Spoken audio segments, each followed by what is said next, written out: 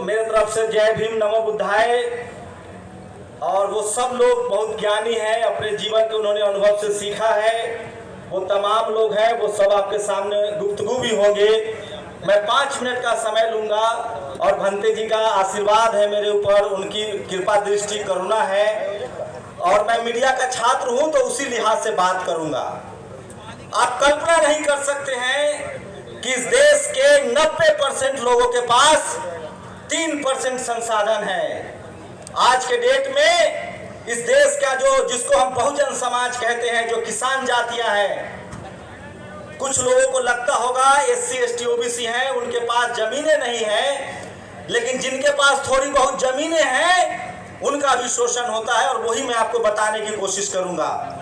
अब गांव में जातिवाद खत्म हो गया है। सोचिए, एक कहावत सुनी होगी आप लोगों ने कि भारत सोने की चिड़िया थी। सचमुच भारत सोने की चिड़िया थी, सचमुच भारत विश्वगुरु था। और सचमुच भारत में किसी घर में ताले नहीं लगते थे। वो भारत तब था जब भारत बुद्धमय भारत था। तथागत बुद्ध कोई पहले बुद्ध नहीं थे।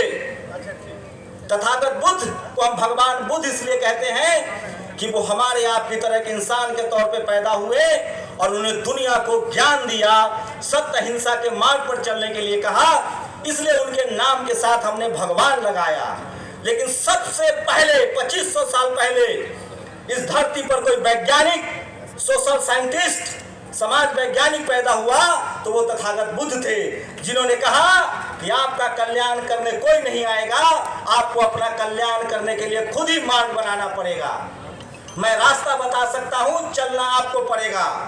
तो अगर आप भगवान बुद्ध की पूजा इसलिए करते हैं कि वो कोई पैसा, जमीन, संपत्ति दे देंगे, तो मेरे हिसाब से जितना मैंने बुद्धिज्म को पढ़ा है, आप गलतफहमी में है। बुद्ध ने कहा है कि जिस दिशा में आप प्रयास करोगे, जिस दिशा में सोचोगे, उसी दिशा में आपको सफलता मिलेगी। और हर सफलता के लिए आप खुद जिम्मेदार हैं, लेकिन उसके लिए आपको माहौल और वातावरण बनाना पड़ेगा। आज न तो हमारे बीच बाबा साहब आएंगे, न तथागत बुद्ध आएंगे, लेकिन उनके विचार हमारे साथ है। और वो विचार क्या है? हमें मानसिक रूप से बहुत मजबूत रहना पड़ेगा। और सोचिए, अखंड भारत के निर्माता सम्राट अशोक के वंशज हैं हम। आज हर कोई कहता है कि भारत अखंड भारत बने, भारत विश्वगुरु बने। लेकिन भारत विश्वगुरु कब था? जब बुद्ध का भारत था। बुद्ध ने उस समय संघ बनाया, बड़े बड़े मठों के निर्माण किए। धरती के नीचे जहां भी खुदाई करेंगे तो आपके बौद्ध मठ मिलेंगे, बौद्ध विहार मिलेंगे। आप लोग कभी सोचते हैं कि जो इस देश के मूल निवासी थे, जो इस देश के बिजनेसमैन थे, जो इस देश के किसान थे, वो मजदूर कैसे बन गए? उसकी वजह थी हमारी सांस्कृतिक विरासत का खो जाना। हमने बुद्ध को भूल गए, हम धर्म को छोड़ दिया, हम अपने भाईचारा से अलग हो गए और हमें सांस्कृतिक रूप से गुलाम बना दिया गया। और उसी गुलामी को बाबा साहेब ने 1956 में, 1950 में संविधान देकर और 1956 में धर्म का रास्ता बताकर हमें फिर से उसी रास्ते पर लाने का कोशिश किया है। अगर आपको कोई कहता है कि ये किसी एक जाति का धर्म है, विचार है, तो वो आपको ठग रहा है। वो इस देश के मूल निवासियों का धर्म है। और हम लोग दया, करुणा, भाईचारा, वो तमाम पशु पक्षी जो मानवीय गुणों से भरपूर थे, जो मानव के दोस्त थे, उनको बचाने का बुद्ध ने अभियान चलाया था। तो आपके सांस्कृतिक विरासत, कल्चरल जो डाइवर्सिटी है, उसको हड़प लिया गया है। और भंते सुमित रतन जी का मैं बहुत बहुत साधुवाद करता हूँ।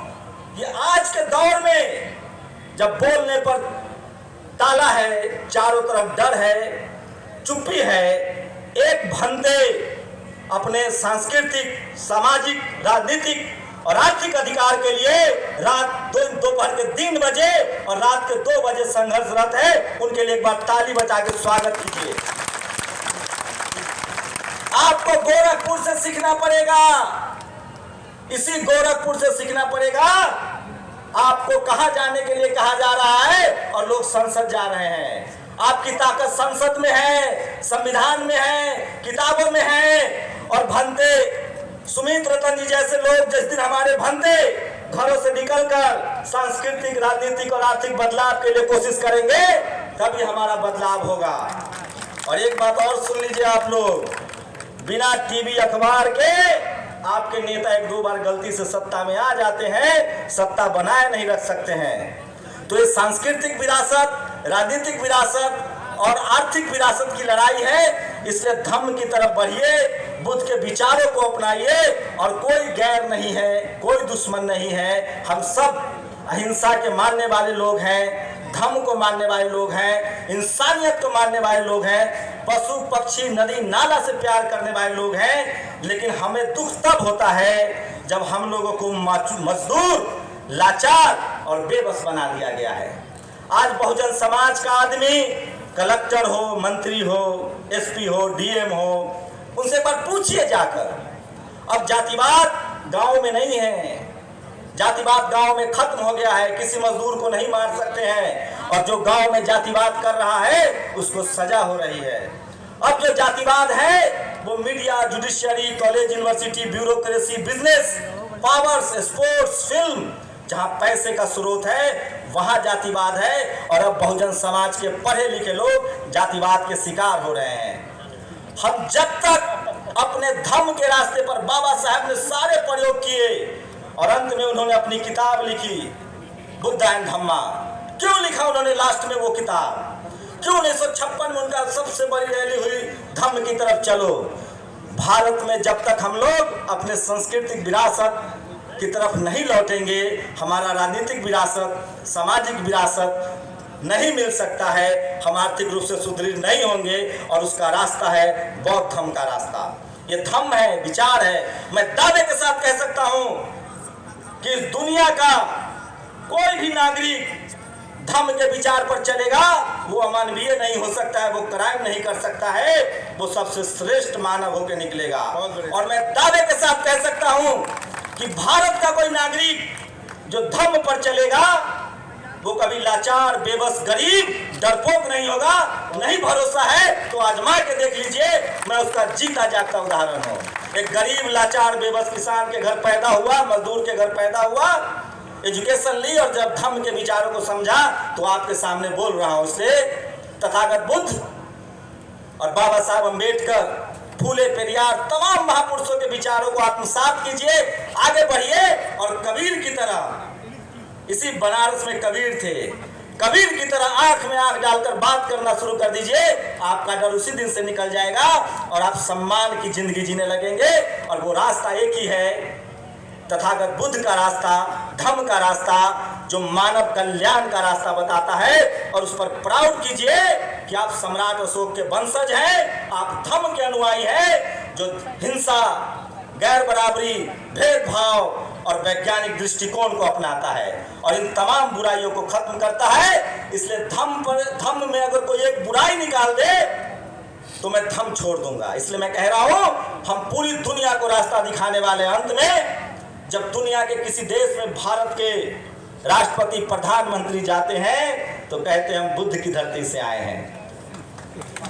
इसलिए बुद्ध को आत्मसात कीजिए, उनको पढ़िए। उनके पढ़ने से, उनके रास्ते पर चलने से आपकी बीमारी, आपकी गरीबी, आपकी अशिक्षा, आपकी लाचारी, आपकी बेबसी और आपका डर खत्म होगा। क्योंकि बुद्ध वो ताकत है जो अंगुलीमाल को भी धम्म के रास्ते पर ला देता है। इसलिए मैं कह रहा हूं, धम्म कोई कर्मकांड नहीं है, धम्म एक विचार है जो इंसान को बेहतर इंसान बनाता है। जय भीम, नमो बुद्धाय। बहुत बढ़िया, बहुत बढ़िया, बहुत अच्छा भाषण, बहुत बढ़िया। इसी के साथ मैं चाहता हूँ